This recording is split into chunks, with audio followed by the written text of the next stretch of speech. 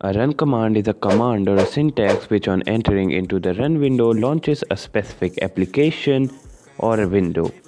Well, Windows has certain run commands like typing WinWord in the run window opens Microsoft Word and typing CALC launches calculator, etc. So by the name it's very clear, a custom run command is a user-defined command which the user can use to open any application or software or any window.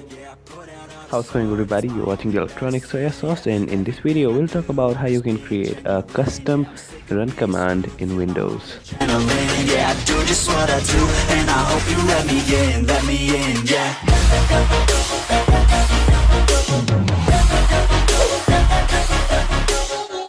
Choose whatever application you want to create a shortcut of. Suppose I choose Epic Game Launchers, right click it and select create a shortcut.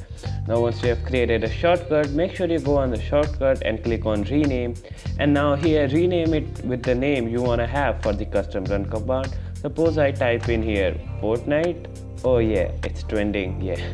Now once you have done that, you want to cut that shortcut and go to this PC or my computer, then go to your C drive, and then you're gonna go to your Windows folder right over here, and here you're gonna paste it.